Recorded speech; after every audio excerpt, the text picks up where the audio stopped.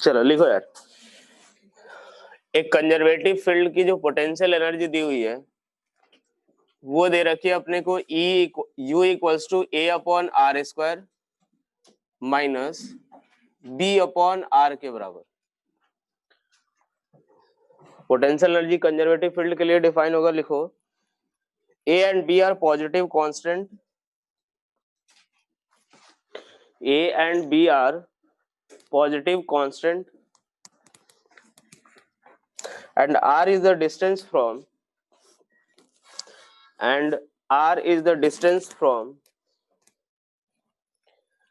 center of the field. R is the distance from center of the field.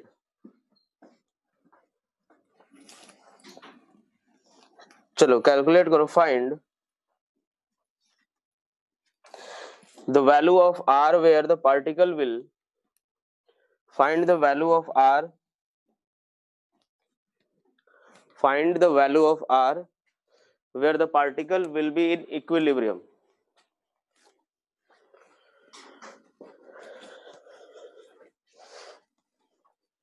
यहां से लिख लो कि A and B are positive constant and r is the distance from the center of the field. R is the distance from the center of the field. Find the value of r where the particle will be in equilibrium. Also find the types of equilibrium.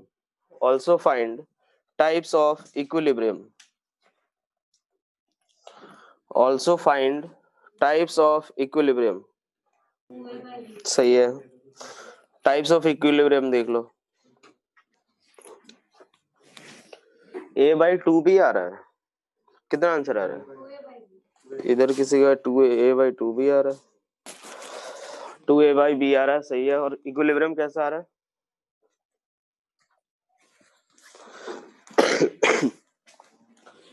कितने लोगों का 2A/B आ गया? यार कुछ नहीं, condition जो मैंने निकाला था वो क्या निकाला था हम लोगों ने कि du/dr क्या होना चाहिए, 0। तो देख लो एक बार, डिफरेंशिएट ही तो करना है इसको, डिफरेंशिएट कर लो वहां से। यहाँ से देख लो एक बार, du/dr अगर मान लो स्टेबल इक्विलिब्रियम है तो उसके लिए du/dr हमने कंडीशन निकाला था, du/dr क्या होना चाहिए, 0 के बराबर। जब इसको डिफरेंशिएट करेंगे a कांस्टेंट है, बाहर हो जाएगा, ये क्या होगा, d ऑफ r की पावर -2/dr माइनस b और d ऑफ r की पावर -1/dr इक्वल्स टू किसके बराबर, 0। इसको डिफरेंशिएट करेंगे किसके बराबर, तो -2a इंटू r का ये कितना आएगा, 2a अपॉन किसके बराबर, अपॉन r क्यूब माइनस, और ये minus minus plus equals to b into upon कितना आ जाएगा, r स्क्वायर इक्वल्स टू किसके बराबर, 0। यहां से हमारे पास वैल्यू क्या आएगी, तो b upon r square equals to किसके बराबर, 2a अपॉन कितना, r क्यूब के बराबर, यही आएगा। यहां से अगर हम लोग देखें तो किसके बराबर, तो b इक्वल्स टू किसके बराबर लिखेंगे क्या, 2a अपॉन कितना, r, और r की वैल्यू किसके बराबर, 2a अपॉन किसके बराबर आएगा, b के बराबर। यहाँ पे du/dr 0 है, यानी यहीं पे इक्विलिब्रियम पे होगा। टाइप्स ऑफ इक्विलिब्रियम अगर देखना है तो d2u/dr2 कैलकुलेट करना पड़ेगा, d2u/dr2 कैलकुलेट करना पड़ेगा। चलो d2u/dr2 अगर कैलकुलेट करे तो ये किसके बराबर, यहाँ से एक बार और इसको डिफरेंशिएट करो, कितना आएगा, तो प्लस, यहाँ से डायरेक्ट मैं डिफरेंशिएट कर रहा हूँ इसको, तो ये r की पावर -3 तो कितना आएगा, तो minus minus plus 6 into a upon कितना, r की पावर 4, ये कितना आएगा, माइनस ऑफ कितना, 2b अपॉन किसके, r क्यूब। अब हमें ये चेक करना पड़ेगा कि जो पॉइंट हमें मिला हुआ है उस पॉइंट पे हमें देखना होगा कि d2u/dr2 जो है उसकी वैल्यू नेगेटिव आ रही है या पॉजिटिव आ रही है, 0। तो यहां से अगर देखें तो d2u/dr2 हम कैलकुलेट करें, d2u/dr2 कैलकुलेट करें किस पे, 2a अपॉन बी पे, तो यहाँ से क्या मिलेगा अपने को 6a अपॉन ये कितना आएगा 2 2 या 4, ये कितना आ जाएगा 16a की पावर 4 अपॉन कितना b की पावर 4 माइनस ये कितना 2b अपॉन कितना 8 आएगा ना ये, हाँ 8a क्यूब और ऊपर b की पावर 4 यही आएगा। यहाँ से देखिए ये 2/4 सॉरी 1/4 होगा और ये कितना आ जाएगा 3/8 और यहाँ से b की power 4 upon a cube minus 1/4, यानी हम बेसिकली इसको ऐसे ही रहने देते हैं 2/8 b की पावर 4 अपॉन कितना a क्यूब के बराबर। ये कैसा है ग्रेटर देन 0, ग्रेटर देन 0 यानी कौन सा इक्विलिब्रियम होगा स्टेबल इक्विलिब्रियम। ठीक है चलो अगला सवाल देखो। यहां से हमें ये दिया हुआ है कि एक कंजर्वेटिव फोर्स दिया हुआ है F वेक्टर इक्वल्स टू दिया हुआ अपने को YZ I कैप प्लस किसके बराबर XZ J कैप और प्लस ये दे रखा है XY K cap.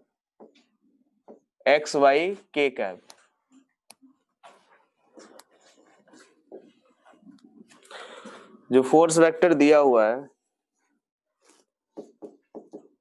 F vector equals to YZ I cap plus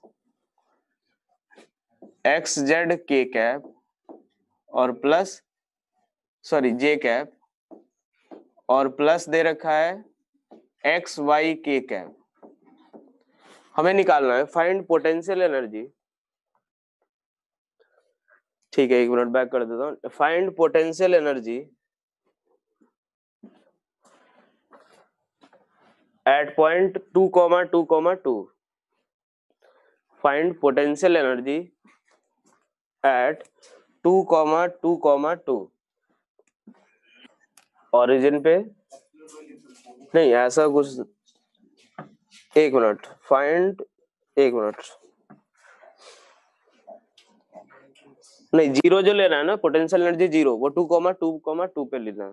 एक मिनट रुक जाओ सवाल लिखो एक बार।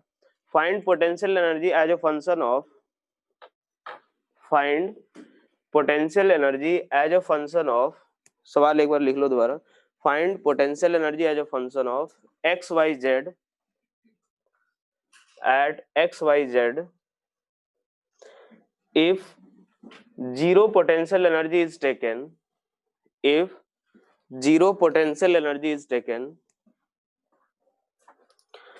at 2,2,2। सवाल ये है जीरो पोटेंशियल एनर्जी हमने 2,2,2 पे लिया है। पोटेंशियल एनर्जी हमें फाइंड करना है जो function of XYZ if zero potential energy is taken at 2,2,2 पे। आप लोग ये चीज तो बता के दिया गया ना हर वीक हर संडे साइड टेस्ट होने वाला है। इस वीक वर्क पावर एनर्जी आएगा।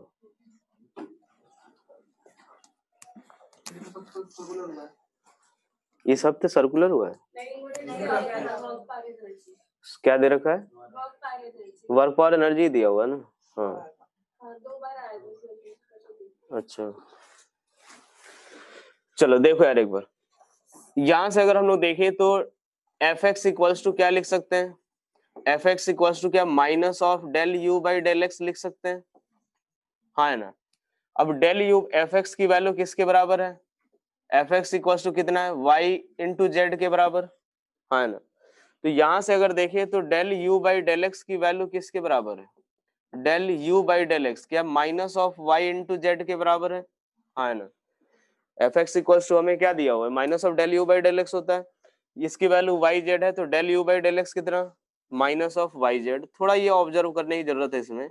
अगर del you by del y देखे तो उसकी वैल्यू किसके बराबर क्या माइनस ऑफ एक्स जेड के बराबर यही है।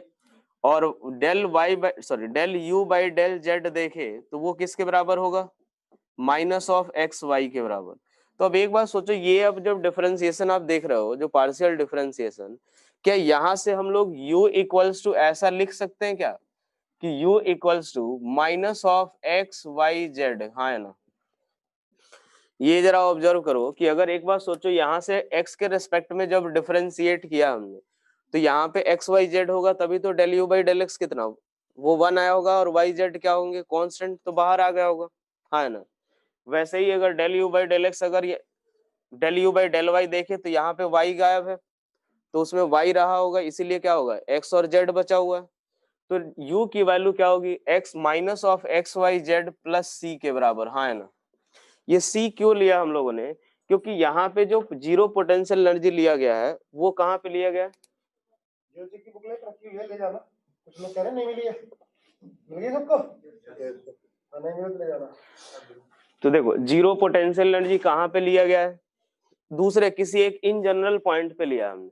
अगर एक बार सोचो, अगर वो ओरिजिन पे अगर लेते तो क्या हमारा u equal to minus x Y z ही हमारा एक्सप्रेशन होता, क्योंकि एक्स वाई जेड अगर जीरो पुट करोगे तो u की वैल्यू क्या आएगी, जीरो। लेकिन यहाँ पे जो पोटेंशियल एनर्जी जीरो लिया गया है वो कहाँ पे लिया गया है, 2,2,2 पे। तो इसीलिए हमारा जीरो जो पॉइंट 0,0,0 होगा, क्या वहां पे कोई एक नॉन जीरो वैल्यू होगी पोटेंशियल एनर्जी की? तो इसीलिए हमने क्या ले लिया, एक कांस्टेंट ले लिया प्लस सी।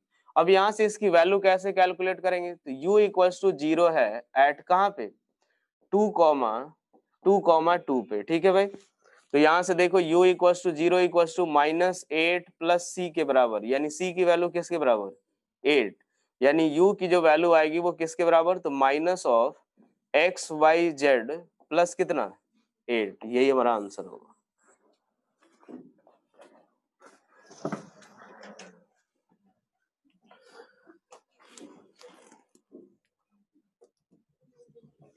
लिख लिया सभी ने? चलो नेक्स्ट लिखो अब।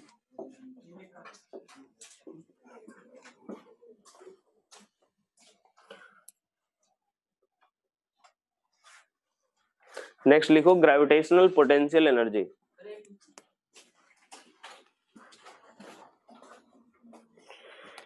दो तरह की एनर्जी की बात की थी पोटेंशियल एनर्जी की, एक ग्रेविटेशनल और दूसरा कौन सा है, इलास्टिक पोटेंशियल एनर्जी, जो स्प्रिंग के अंदर जो स्टोर होगी, ठीक है? दोनों की वैल्यू देख लेते हैं। यू बता, एक बार देखो, यहां से देखो मैंने क्या किया, del you by del x की वैल्यू कितनी ले ली, minus of y z, del you by del y की value minus of x z, और del you by del z minus of x y. यहाँ पे आपको थोड़ा सा जो डिफरेंशिएशन करने के बाद जो वैल्यू आ रही है उसको ऑब्जर्व करने की जरूरत है कि अगर इसमें x वाला पार्ट मिसिंग है, ये x वाला पार्ट मिसिंग है, इसमें y पार्ट मिसिंग है और इसमें z वाला, यानी ये कब पॉसिबल है, जब इसमें हमारा क्या आ रहा हो, डेल इंटू में क्या आ रहा हो, तो del x by del x आ रहा हो, तभी ये किसके बराबर आएगा, माइनस ऑफ वाई जेड के बराबर। यहाँ पे क्या हो रहा हो, del y by del y आ रहा हो, और इस वाले में del z by del z आ रहा हो, तभी ये चीज पॉसिबल है। तो यानी इन जनरल जो एक्सप्रेशन आएगा वो किसके बराबर, तो minus of x Y z के बराबर। देखो अब यहां से देखो हमने क्या किया था, जो वो पोटेंशियल एनर्जी जो डिफाइन किया था वो कैसे डिफाइन किया था कि डी यू इक्वल्स टू किसके बराबर, minus of work done by conservative force, यही देखा था हमने, हाँ है ना? अब एक बात देखो यहाँ पे, इसके बारे में थोड़ा सा पहले समझ लो कि हमने minus of work done by conservative force क्यों लिया था, कि जब भी अगर कंजर्वेटिव फोर्स जब वर्क करेगा तो क्या वो हमेशा पोटेंशियल एनर्जी को मिनिमम करना चाहेगा। ये चीज हमने देखा था कि जब भी अगर जो work done by conservative force अगर पॉजिटिव होगा तो पोटेंशियल एनर्जी जो सिस्टम की होगी वो क्या होगी, डिक्रीज होगी। क्यों डिक्रीज करना चाहता है हमेशा, कि हर एक सिस्टम यही चाहता है कि वो स्टेबल पोजीशन में जाए, यही उसकी टेंडेंसी रहती है। अब स्टेबल पोजीशन में कब रहेगा, कि जब उसकी पोटेंशियल एनर्जी क्या होगी, मिनिमम होगी, जब उसकी पोटेंशियल एनर्जी क्या होगी, मिनिमम। तो हमेशा जो भी अगर एक कंजर्वेटिव फोर्स अगर रहेगा सिस्टम के अंदर, तो वो यही चाहेगा कि उसकी पोटेंशियल एनर्जी को जितना मिनिमम हो सके उतना मिनिमम कर दे वो, ठीक है? और हमने बताया था कि जब पोटेंशियल एनर्जी डिफाइन करेंगे तो पार्टिकल को कैसे मूव कराते हैं, स्लोली। पार्टिकल को कैसे मूव कराएंगे, स्लोली मूव कराते हैं, ताकि जितना सारा वर्क हो वो किसके फॉर्म में जाए, पोटेंशियल एनर्जी के फॉर्म में। क्योंकि हमने बताया था कि यार एनर्जी वर्क डन क्या होगा, वर्क डन बेसिकली क्या होगा, जब भी वर्क करते हैं तो एनर्जी का ट्रांसफर करते हैं, हमें यहाँ पे दो ही तरह की एनर्जी देखनी है, एक पोटेंशियल और दूसरा काइनेटिक। मैं क्या और दूसरी एनर्जी हम लोग इग्नोर करके चल रहे हैं। तो अब जब हम एनर्जी ट्रांसफर करेंगे तो या तो वो पोटेंशियल एनर्जी के फॉर्म में जाएगी या फिर काइनेटिक एनर्जी के फॉर्म में, यही होगा अगर कंजर्वेटिव फोर्स लग रहा है तो। क्योंकि मैंने बताया था कि जो कंजर्वेटिव फोर्स के द्वारा जो वर्क डन होता है वो कंजर्व होता है, तो जाएगा किसी न किसी एनर्जी के फॉर्म में। तो अब एक बात देखो कि अगर जैसे मान लो यहाँ पे एक स्मॉल एम मास लिया हमने और यहाँ पे एक स्मॉल एम मास ले रहे हैं, अगर इनके m2 मास ले रहे हैं, अगर इनके बीच का जो अगर अट्रैक्टिव फोर्स लग रहा है जो कंजर्वेटिव फोर्स है, तो जैसे जैसे ये इधर की तरफ आएगा पोटेंशियल एनर्जी को ये मिनिमम करना चाहता है। अब हम लोग क्या करेंगे कि अगर इसको किसी इन्फिनिटी या किसी इन जनरल पॉइंट जहां पे हमने रेफरेंस पॉइंट 0 लिया है, जहां पे पोटेंशियल एनर्जी 0 लिया है, तो वहां से अगर यहाँ तक लाएंगे तो क्या इसको स्लोली लाना पड़ेगा, हाँ ना, स्लोली लाना पड़ेगा। तो क्या इसके ऊपर एक एक्सटर्नल फोर्स भी लगाने की जरूरत है, हाँ ना, एक्सटर्नल फोर्स भी लगाने की जरूरत है।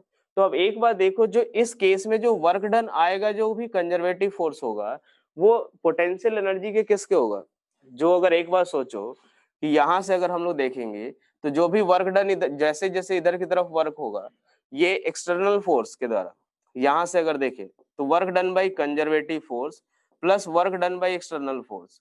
तो इस केस में जो कंजर्वेटिव फोर्स लग रहा होगा उसके द्वारा वर्क डन जो आएगा वो क्या करेगा, इसकी पोटेंशियल एनर्जी को डिक्रीज करेगा।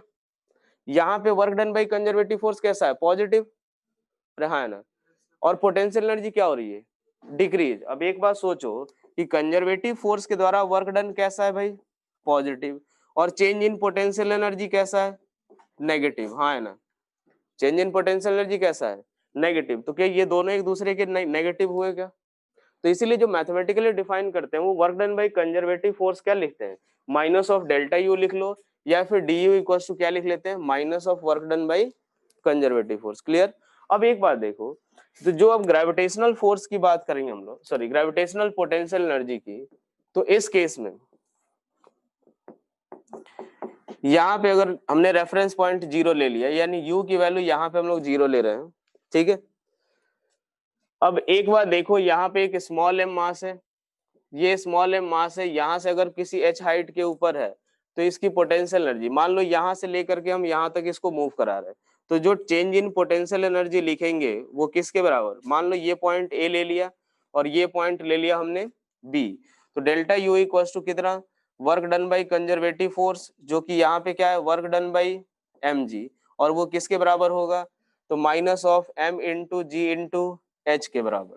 यहां से अगर देखें तो डेल्टा यू को क्या लिखेंगे, यू एफ, यानी basically U A sorry U B minus क्या लिखेंगे, यू ए, इक्वल्स टू किसके बराबर, minus of M into ji into H के। अब ए पॉइंट पे पोटेंशियल एनर्जी क्या है, 0 हमने लिया है। अब यहां से अगर देखेंगे तो यू बी की वैल्यू किसके बराबर, एम इंटू जी इंटू एच के बराबर। तो जब भी अगर पार्टिकल अगर एच हाइट पे होगा, जहां से हमने रेफरेंस पॉइंट अगर 0 लिया है, पोटेंशियल एनर्जी 0 लिया है, तो उसके अंदर जो ग्रेविटेशनल पोटेंशियल एनर्जी स्टोर होगी वो किसके बराबर, एम इंटू जी इंटू एच के बराबर। एक और देख लेते हैं इलास्टिक पोटेंशियल एनर्जी, जो कि स्प्रिंग, हाँ बेटा बोलो, अच्छा एक मिनट, डेल्टा यू माइनस होगा ना,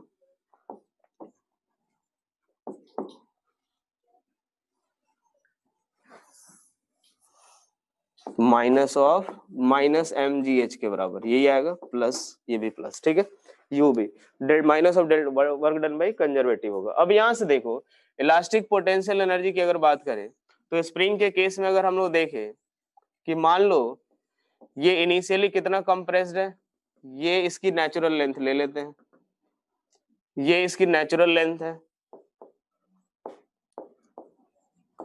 नेचुरल लेंथ ये हो गया, यहां से ये इनिशियली कंप्रेस्ड है किसके, एक्स आई से कंप्रेस्ड है, और फाइनली ये कितना एलोंगेट हो गया, तो यहाँ से एक्स एफ ये कंप्रेस्ड सॉरी एलोंगेट हो गया।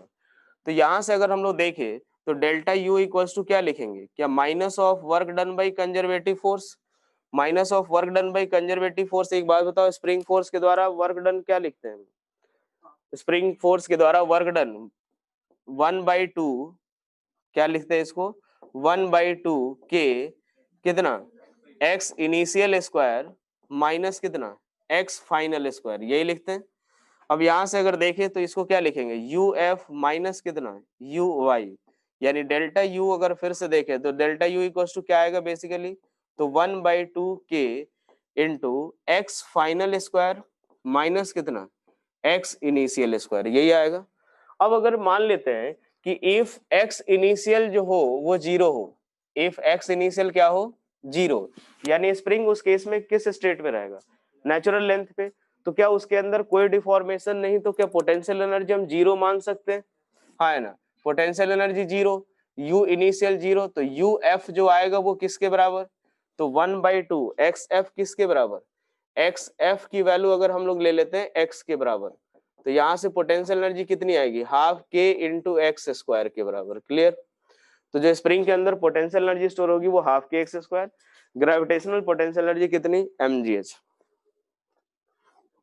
एक बार देखो बेटा, यहाँ पे हमने क्या किया, जब इसको धीरे धीरे यहाँ से ऊपर ले जा रहे हैं, ठीक है, स्लोली जब ऊपर ले जा रहे हैं, तो delta U equals to minus of work done by conservative force equals to minus of work done by mg, और इक्वल्स टू कितना, mg के द्वारा वर्क डन माइनस mgh, ये प्लस mgh आया। यहाँ पे पोटेंशियल एनर्जी जीरो लिया मैंने, u भी minus U A equals to mgh, u भी यहाँ से mgh के बराबर, क्लियर हुआ अब गरीब। ज्योतिरादित्य कौन सा पार्ट रिपीट करने के लिए बोल रहे हो,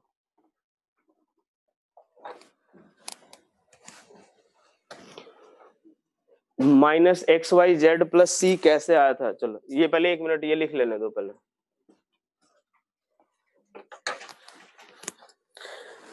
ये वाला पार्ट अब क्लियर हो गया सभी को।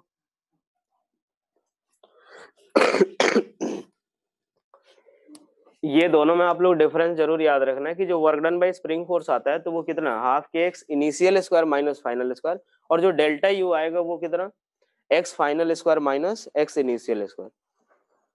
ये लिख लिया सभी ने, 1 मिनट रुक दो। हाँ यहाँ से देखो, मैं ये बोल रहा हूँ कि जब u की वैल्यू हमने देख ली, del you by del x कितना है, minus of y z, del you by del y कितना, माइनस ऑफ एक्स जेड, और ये आ रहा है माइनस ऑफ एक्स वाई के। इस वाले में ये कब पॉसिबल है, जब del Z by del Z साथ में आ रहा हो, तभी ये क्या किसके बराबर होगा, माइनस ऑफ एक्स वाई के बराबर। यहाँ पे क्या आ रहा हो, del y upon del y आ रहा हो, तभी ये किसके बराबर आएगा, माइनस ऑफ एक्स जेड के बराबर। अब एक बात देखो, ux इक्वल्स टू, वही बोल रहा हूँ, ux नहीं है वो, u as a function of x Y Z है वो, ये जो u है वो एज ए फंक्शन ऑफ, अगर इसको लिखना चाहो तो आप ऐसे लिखना है, X Y Z, u as a function of x Y Z, general expression है वो। तो यहां से देखो ये किसको हम लोग डिफरेंशिएट कर रहे हैं, हर एक केस में minus of x Y Z को डिफरेंशिएट कर रहे हैं, और minus of x Y Z हम लोग ये पता है कि जो जीरो पोटेंशियल एनर्जी है वो X Y Z equal to 0,0,0 पे नहीं ली है, तो यानी अगर प्लस सी अगर हम लोग नहीं लेते तो u इक्वल टू 0 होता कहाँ पे, 0,0,0 पे, जबकि जीरो पोटेंशियल एनर्जी कहाँ पे, 2,2,2 पे, इसीलिए हमने क्या लिया है, प्लस सी लिया।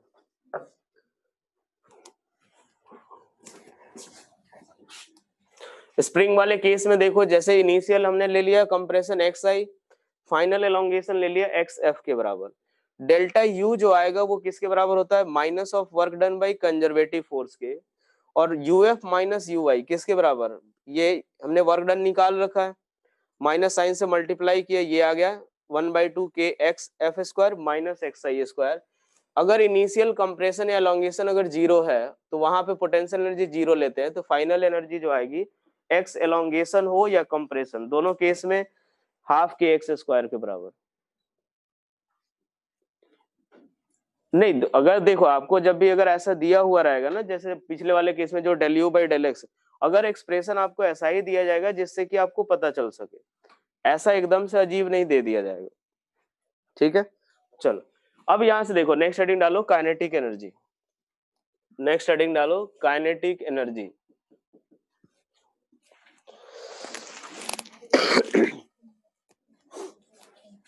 अब यहां से देखो, हम लोग स्टार्टिंग में हम लोग क्या कर रहे हैं कि कोई भी एक पार्टिकल को एक पर्टिकुलर पॉइंट ए से लेकर के बी तक मूव करा रहे हैं, ठीक है। अब जब काइनेटिक एनर्जी की बात करेंगे यानी हम उसके ऊपर कुछ ना कुछ वर्क कर रहे होंगे, और वर्क कैसे करना अपने को कि जिससे कि पार्टिकल की पोटेंशियल एनर्जी चेंज नहीं हो, पार्टिकल की पोटेंशियल एनर्जी चेंज नहीं हो, ताकि जितना हम वर्क करें यानी जितना एनर्जी हम ट्रांसफर करें वो सारा का सारा किस में चला जाए, काइनेटिक एनर्जी में। ठीक है, तो अब एक बात देखो कि मान लेते हैं इसके ऊपर एक F फोर्स इधर की तरफ लग रहा है और पार्टिकल का जो डिस्प्लेसमेंट है वो dr इधर की तरफ है।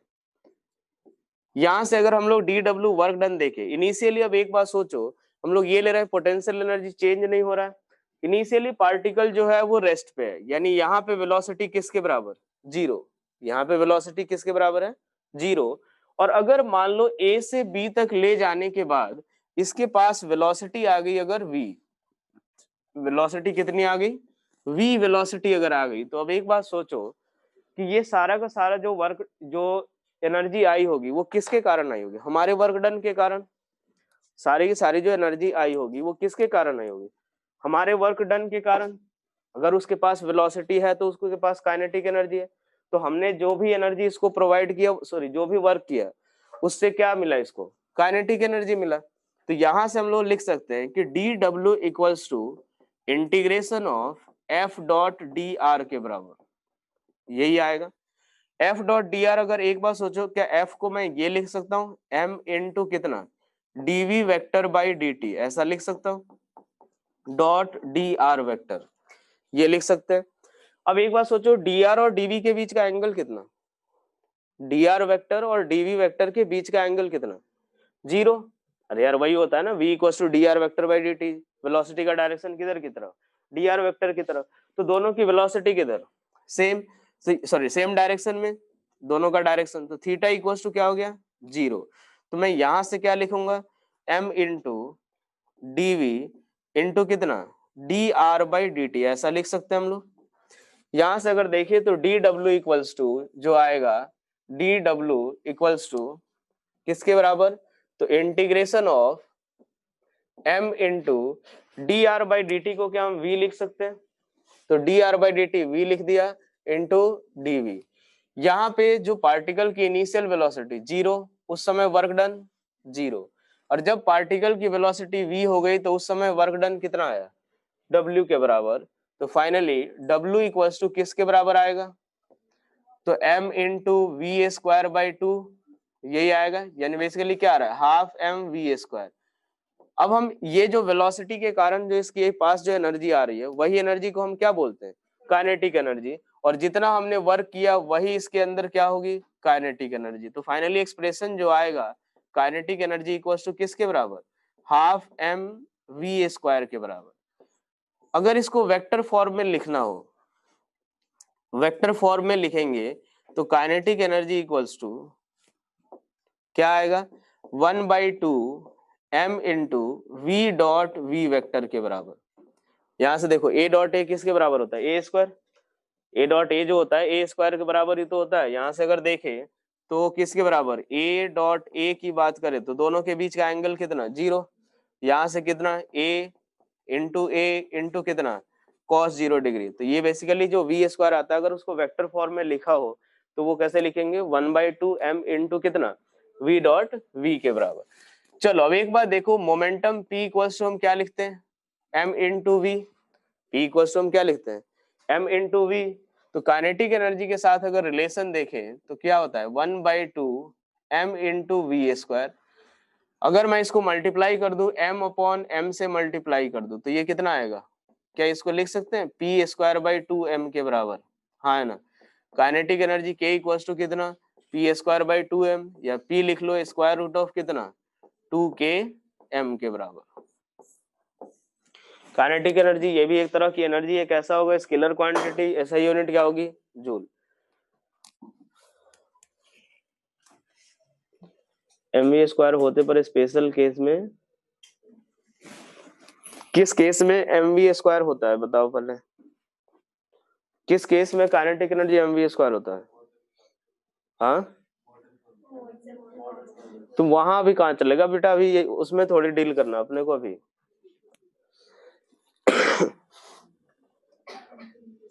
चलो नेक्स्ट हेडिंग डालो, वर्क एनर्जी थ्योरम। नहीं देखो, ये पोटेंशियल एनर्जी चेंज होने के लिए होगा, ऐसा नहीं होगा कि जब अगर पार्टिकल के पास अगर वेलोसिटी आएगी तो उस केस में पोटेंशियल एनर्जी चेंज नहीं होगा, ऐसा नहीं होता है। हम हम निकालना क्या चाहते हैं, काइनेटिक एनर्जी। तो हम ये चाहते हैं कि हम जितना एनर्जी दे उसको या जितना वर्क करें वो सारा का सारा किसके फॉर्म में चला जाए, काइनेटिक एनर्जी के फॉर्म में। तो इसीलिए हमने वो स्टेट माना है कि जिससे कि इस पार्टिकल की पोटेंशियल एनर्जी में कोई चेंज नहीं आ रहा, पार्टिकल की पोटेंशियल एनर्जी में कोई चेंज नहीं आ रहा है। तो जितना हम वर्क करेंगे, तो बेसिकली वर्क करना मतलब एनर्जी ट्रांसफर करना, और जब हम वर्क कर रहे हैं तो अगर पोटेंशियल एनर्जी चेंज नहीं हो रही तो कहाँ पे जाएगी वो, काइनेटिक एनर्जी में। तो इसीलिए हम लोग लास्ट में ये चीज लिख सकते हैं कि जितना हमने वर्क किया वो सारा का सारा किसके फॉर्म में चला गया, काइनेटिक एनर्जी के फॉर्म। ठीक है, तो उससे हमारा काइनेटिक एनर्जी का एक्सप्रेशन आ जाएगा। चलो नेक्स्ट हेडिंग लिखो, work energy theorem. Work energy theorem.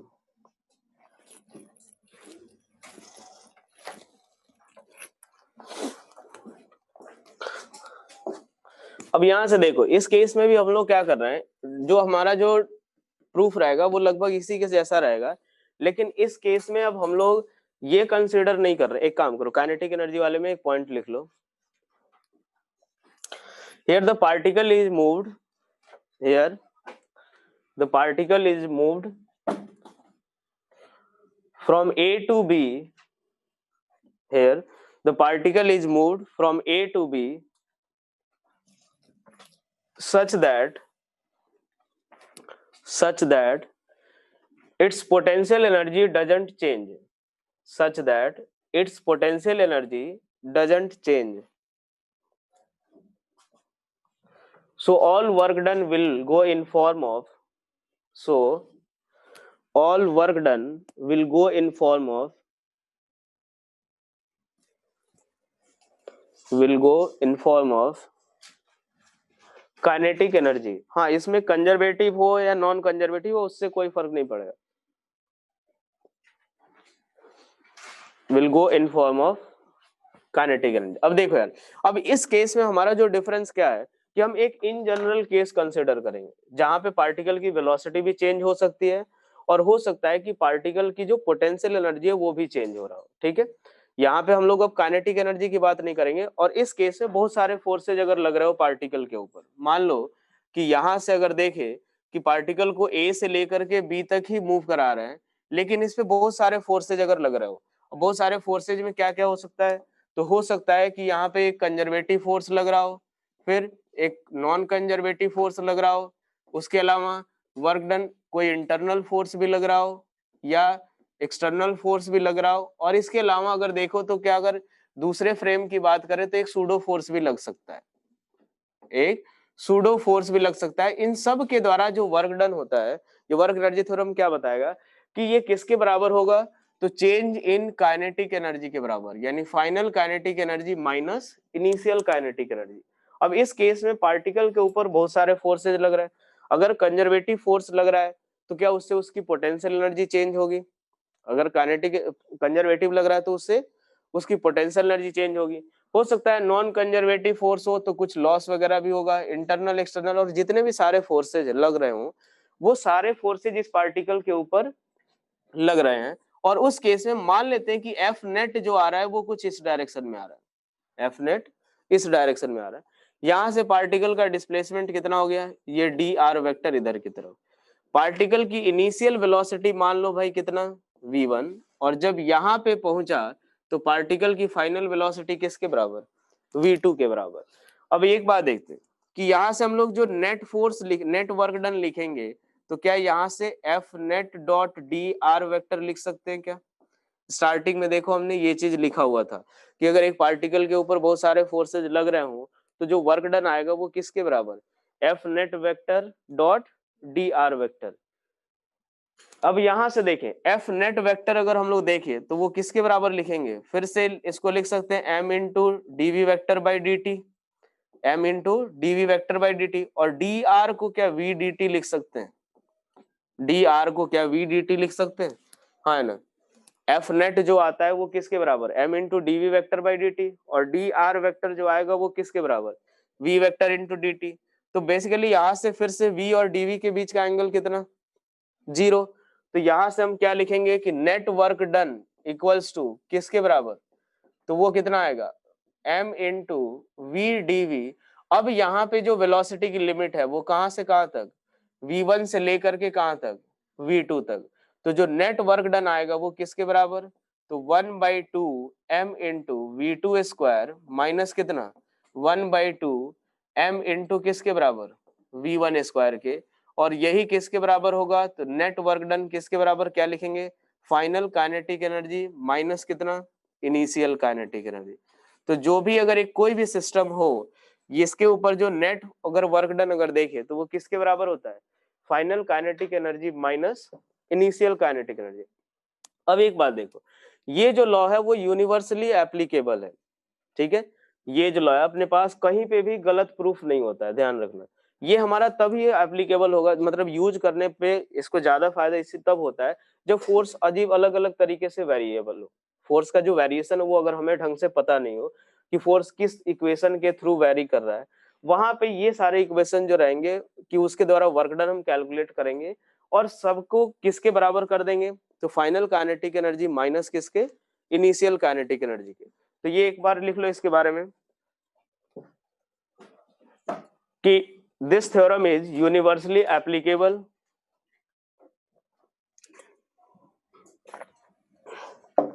This theorem is universally applicable, this theorem is universally applicable. अब एक बात देखो, अगर नॉन इनर्शियल फ्रेम के केस में अगर देखें, ठीक है, इनर्शियल फ्रेम में रहेगा तो अपने पास कौन सा, वो पहले के 4 फोर्सेज लगेंगे, उनके द्वारा वर्क डन कंसीडर करेंगे। अगर हम लोग नॉन इनर्शियल फ्रेम में भी अप्लाई करना चाहे तो वहां पे भी एप्लीकेबल है, बस एक पॉइंट हमारा क्या कंसीडर करना पड़ेगा कि work done bye pseudo force include करना पड़ेगा, ठीक है। तो लिखो this theorem is, this theorem is applicable for non-inertial frame also.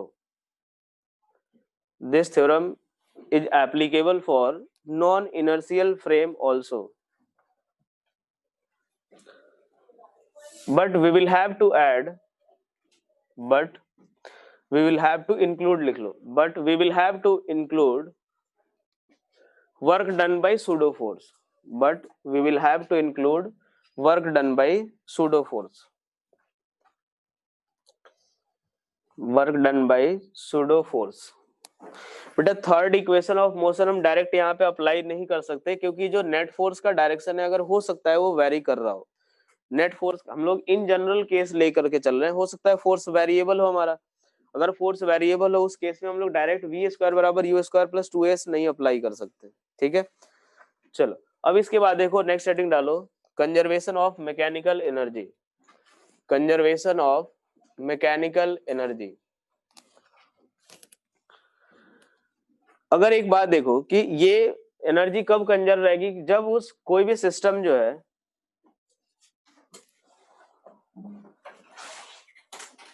नहीं, इसमें चेंज इन पोटेंशियल एनर्जी हमने जीरो नहीं लिया है, इसमें चेंज इन पोटेंशियल एनर्जी हम लोग जीरो नहीं ले रहे हैं क्योंकि work done by conservative force consider कर रहे हैं। और अगर कंजर्वेटिव फोर्स अगर वर्क करेगा तो पोटेंशियल एनर्जी में चेंज तो आएगा ही आएगा। चलो अब यहां से देखते हैं कि जब भी अगर केवल सिस्टम के ऊपर कैसा फोर्स लगे, कंजर्वेटिव फोर्स लग रहा हो और बाकी सारे फोर्सेज के द्वारा जो वर्क डन हो वो क्या हो, जीरो।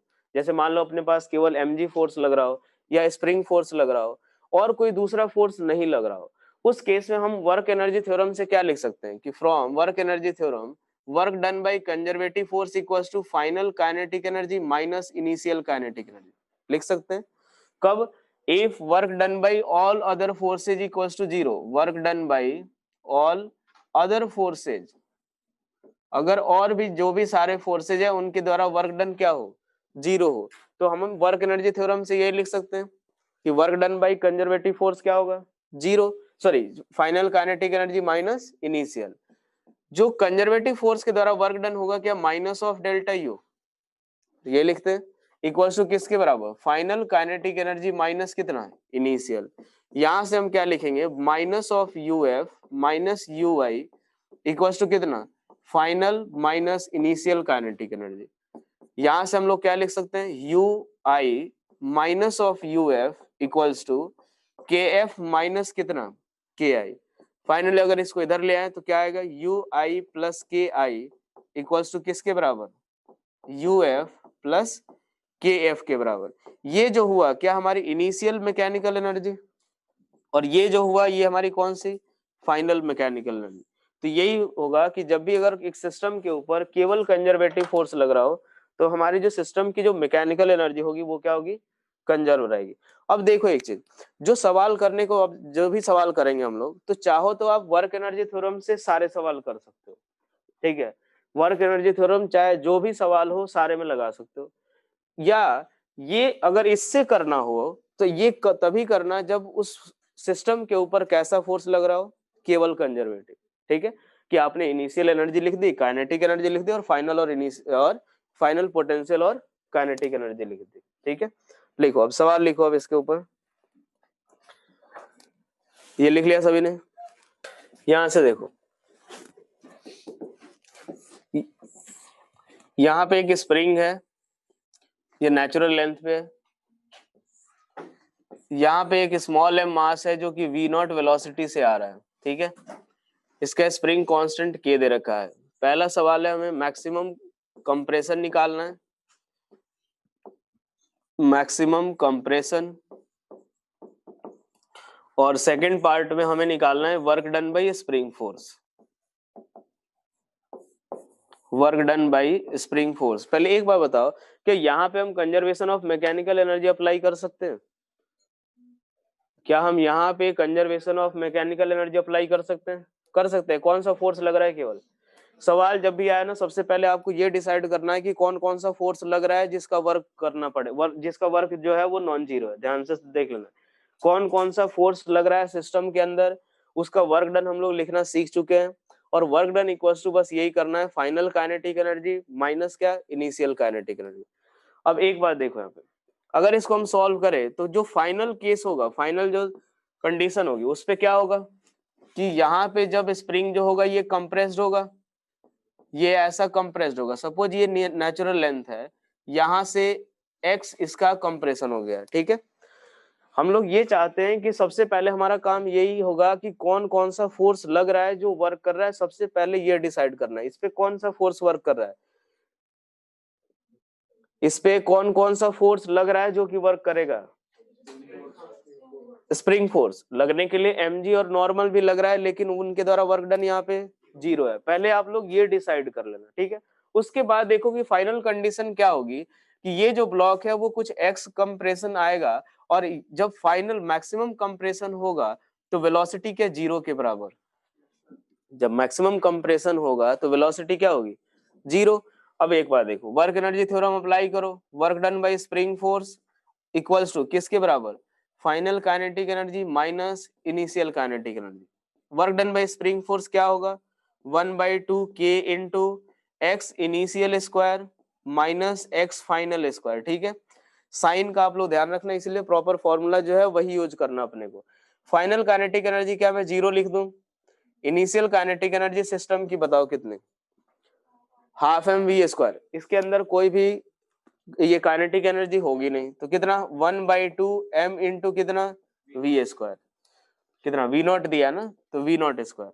एक्स इनिशियल की वैल्यू किसके बराबर, जीरो, एक्स फाइनल कितना है x, तो क्या माइनस ऑफ 1/2 के X square equal to minus of कितना, हाफ एम वी स्क्वायर के बराबर, वी नॉट स्क्वायर।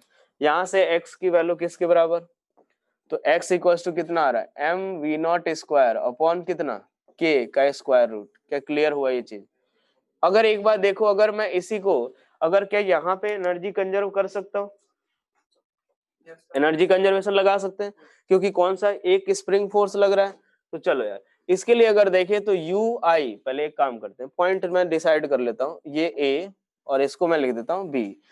इसको मैं क्या लिखूंगा, यू ए प्लस के ए इक्वल टू किसके बराबर, यू बी प्लस के बी के बराबर, यही आएगा।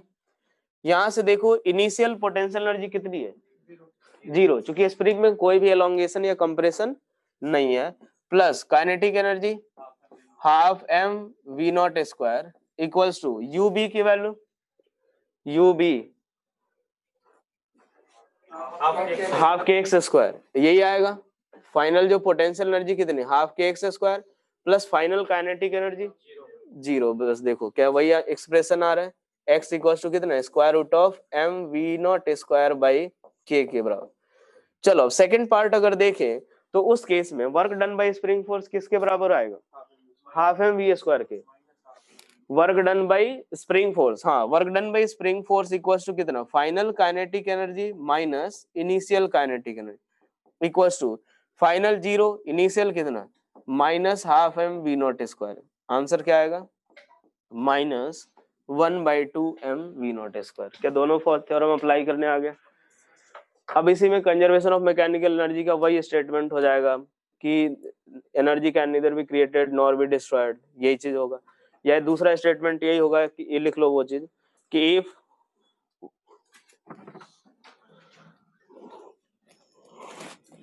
work is done only by a conservative force, if work is done only by conservative forces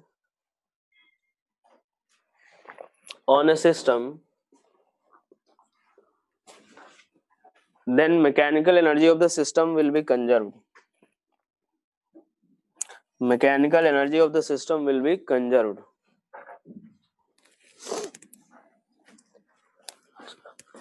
चलो अगला सवाल लिखो।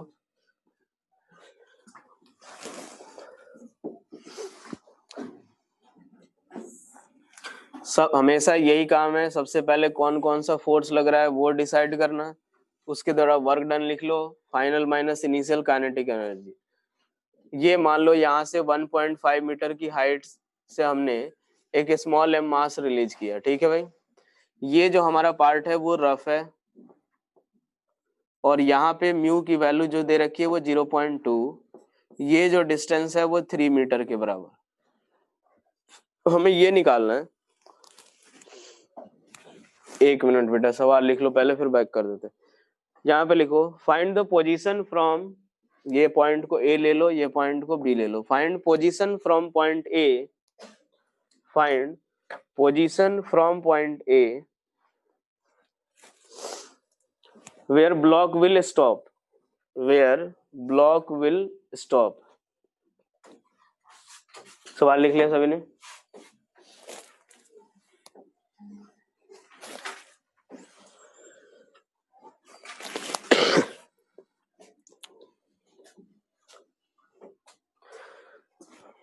यहाँ पे कौन कौन सा फोर्स इन्वॉल्व है पहले ये बताओ। फ्रिक्शन और mg, यही दोनों लगने के लिए नॉर्मल लगेगा, लेकिन नॉर्मल का वर्क डन क्या होगा, 0। ये चीज हम लोग निकाल चुके हैं पहले ही। नॉर्मल के द्वारा वर्क डन 0 होगा, mg और फ्रिक्शन लगेगा, ठीक है भाई।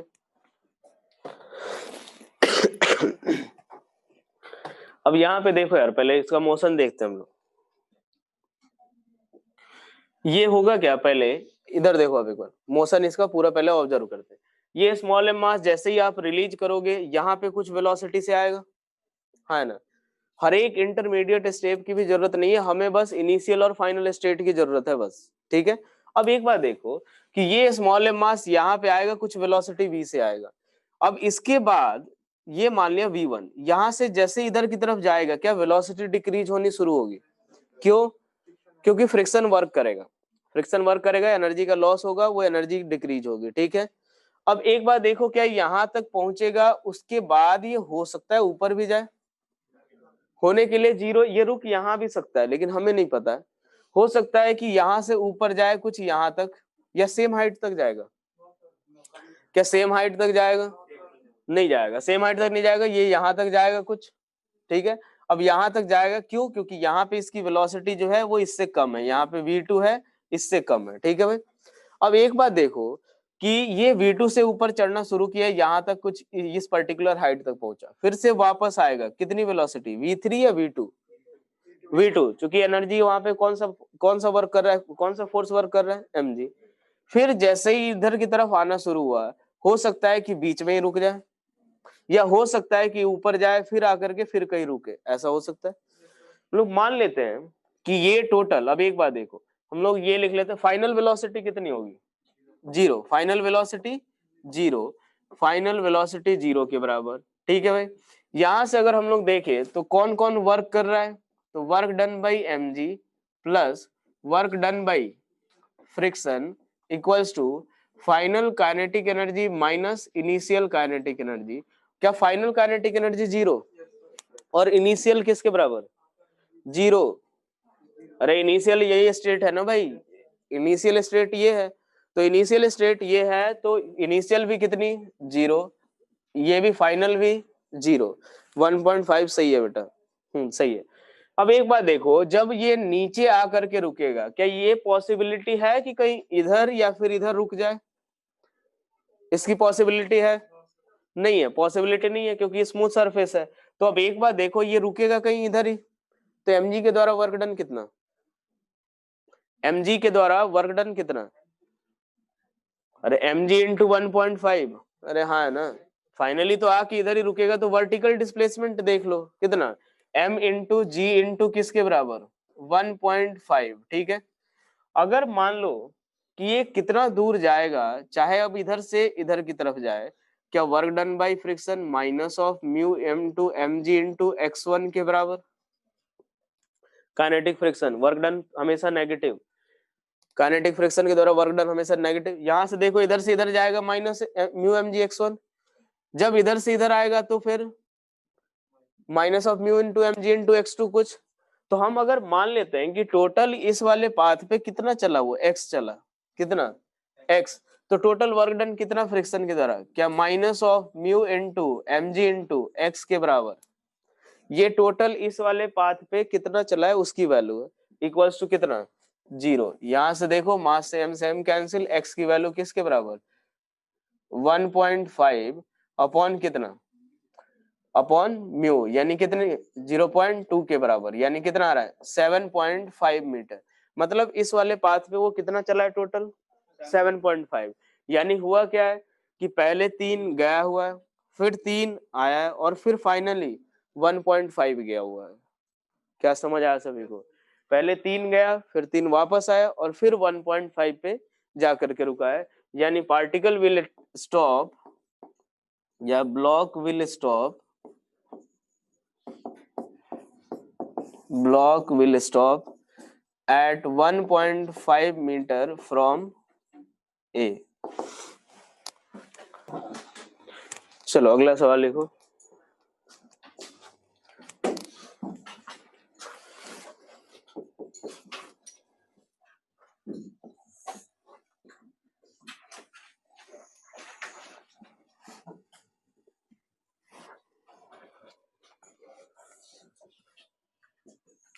ये वाला पार्ट रफ है,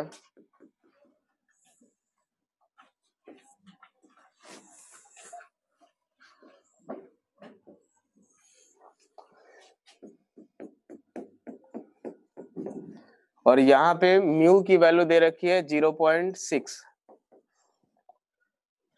एक पार्टिकल को हमने यहां से प्रोजेक्ट किया जिसका मास दे रखा है m, और ये 6 मीटर पर सेकेंड से इसको प्रोजेक्ट किया। ठीक है, इनके बीच का जो हाइट का जो डिफरेंस है वो दे रखा है इनने 1.1 मीटर। हमें ये निकालना है, फाइंड द डिस्टेंस फ्रॉम ए। एक मिनट बेटा, पहले लिख लो सवाल, उसके बाद बैक करेंगे। Find the distance from point A where block will stop, where block will stop. ये फटाफट ट्राई करो यार, कितना आ रहा है? 7/6। हाँ सही है।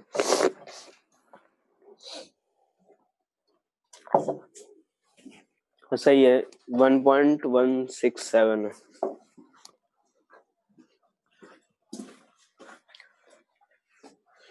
कितने लोगों का आ गया?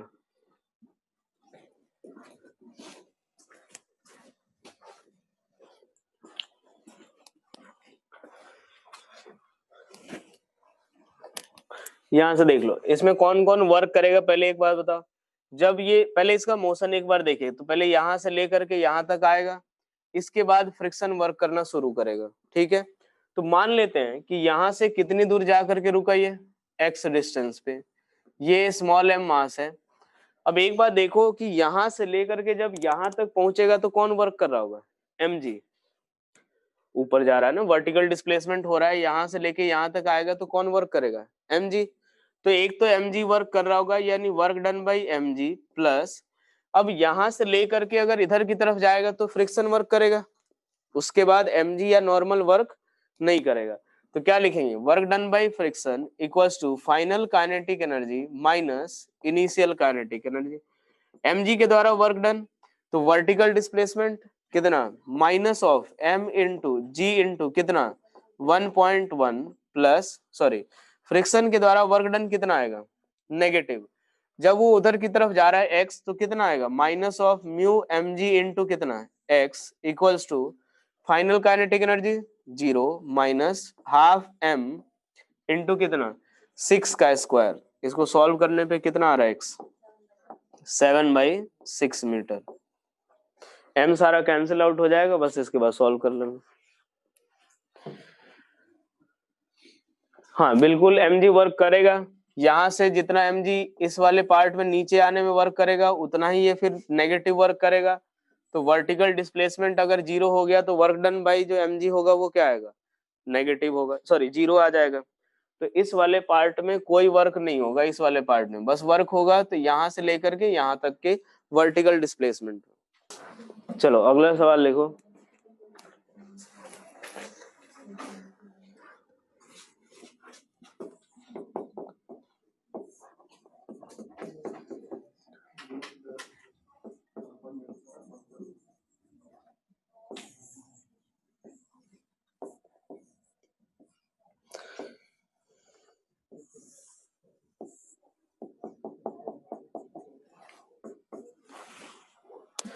चलो यहाँ पे लिखो,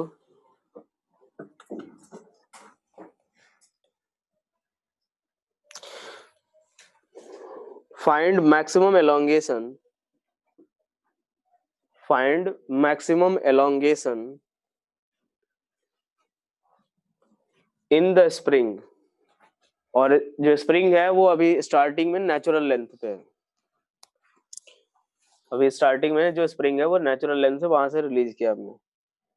यहाँ से देख लो, मान लेते हैं कि ये जो स्प्रिंग में जो एलोंगेशन आ रहा है वो कितना आ रहा है, सॉरी ये पहले ये कितना नीचे जा रहा है, एक्स नीचे जा रहा है, ठीक है, एक्स नीचे जा रहा है। अगर हम इसका एलोंगेशन देखें तो ये किसके बराबर होगा, तो अब एक बार देखो, यहाँ पे एनएलएम में हमने बताया था कि this one plus this one by two equal to this one.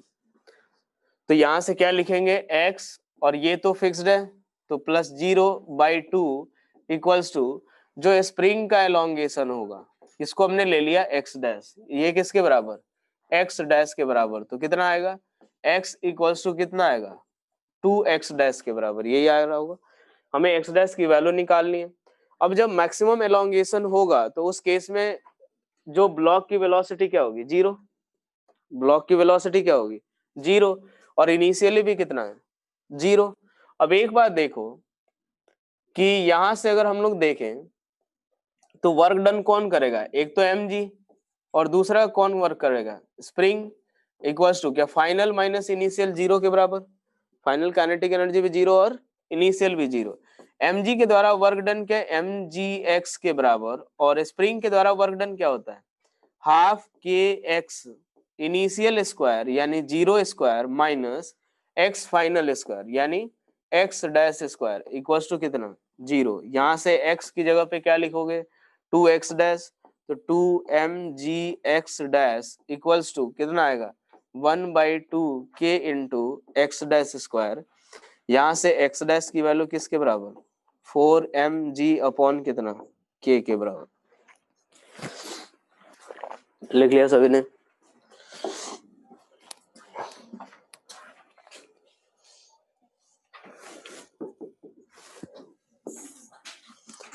यहां से एक स्प्रिंग कनेक्टेड है,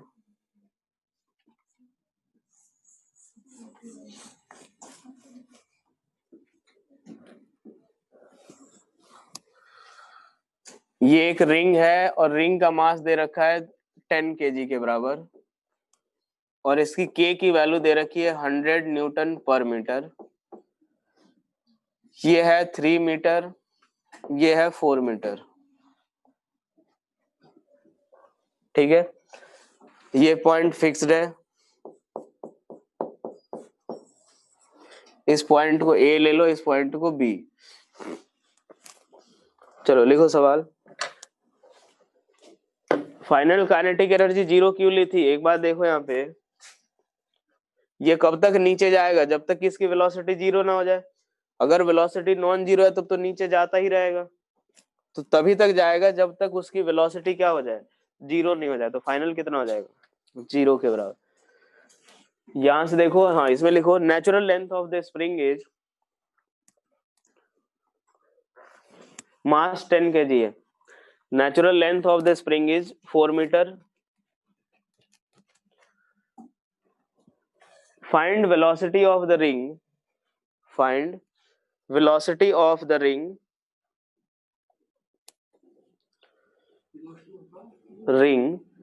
when it will cross through A, when it will cross through A, system is released from the position shown, system is released from the position shown।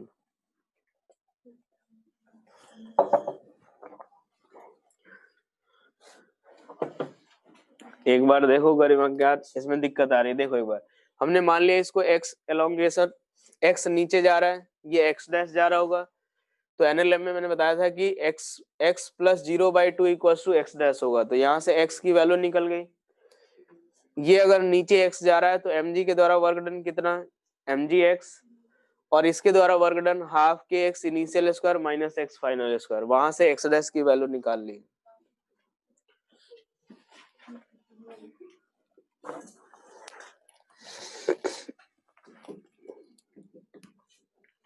अच्छा, यहाँ पे energy conserve कर सकते हैं कि नहीं, देख लेते हैं। शायद √70 आंसर, √70 है। यहाँ से देखो, इस वाले केस में अगर जब ये पार्टिकल यहाँ पे आएगा, इस वाले पोजीशन पे आ रहा होगा, तो v वेलोसिटी से जाएगा, कुछ स्प्रिंग की अपनी नेचुरल स्टेट में होगा। तो इस केस में कौन कौन वर्क कर रहा है, work done by mg plus work done by spring force equals to final kinetic energy minus initial. mg के द्वारा वर्क डन किसके बराबर, तो नीचे की तरफ 3 मीटर आ रहा है, यानी कितना आएगा, तो 3mg के बराबर यही आएगा, mgh work done. Spring force के द्वारा वर्क डन कितना, हाफ के इंटू एक्स इनिशियल किसके बराबर होगा, ये 5 होगा, ये 4 है, तो कितना 1 का स्क्वायर एक्स, अरे यार हाँ एक्स इनिशियल सही है, 1 का स्क्वायर, 5 थोड़ी होगा, ये 5 एलोंगेशन थोड़ी है, 5 तो टोटल लेंथ है। हमें एक्स इनिशियल और एक्स फाइनल क्या लेना होता है, एलोंगेशन या कंप्रेशन। तो 4 इसकी नेचुरल लेंथ है, एलोंगेशन कितना होगा 1 माइनस बाद में कितना 0 equals to final kinetic energy, तो half into m into we square minus 0 के बराबर। सॉल्व कर लेना इसको। चलो एक सवाल घर के लिए लिख लो।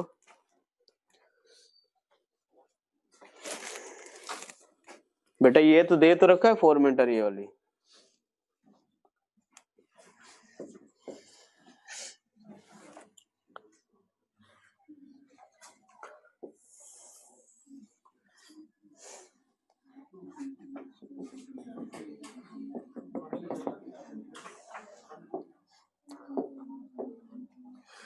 ये ऐसा एक चेन यहाँ पे है, सरफेस स्मूथ है,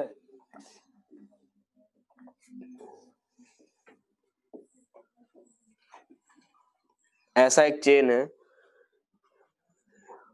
ये ए हो गया और ये बी हो गया, ये पूरा स्मूथ है और रेडियस ले लिया आर।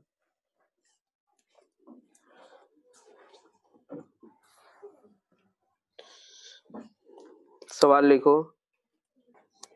1 मिनट बेटा मैं बता रहा हूँ एक्सरसाइज। यहां से देखो, if the chain is release from rest, if the chain is released from rest,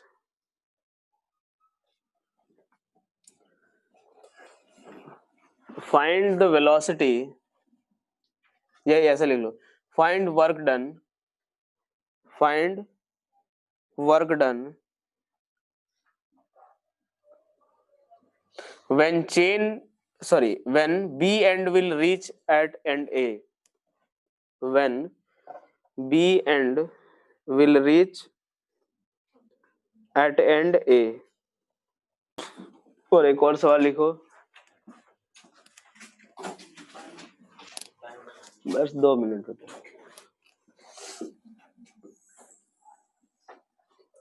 यहां से ये एक स्फेयर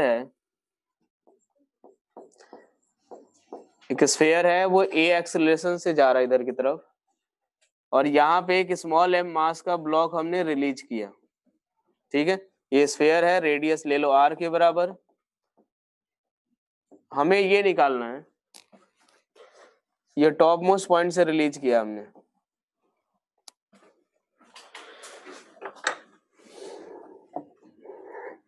सवाल लिखो, particle is release from rest, particle is released from rest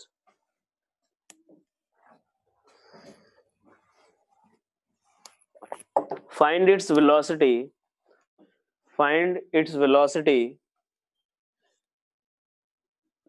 as a function of theta with vertical, find its velocity as a function of theta with vertical। ठीक है, एक बार देखो लो यहाँ पे x इनिशियल बेटा मैंने ये कैसे डिफाइन किया है, तो देखो ये 4 मीटर है, ये 3 मीटर है, ये पूरा का पूरा जो लेंथ होगा वो 5 होगा। 4 मीटर इसकी नेचुरल लेंथ है, तो एलोंगेशन कितना होगा 1 मीटर का, तो एलोंगेशन 1 मीटर होगा, तो वहां से क्या होगा, जो हमारा एलोंगेशन होता है वही लेते हैं हम लोग। तो x इनिशियल 1, बाद में जब 4 मीटर होगा तो 0, वही ले लिया अपन ने। ए एक्सेलरेशन है स्फीयर का,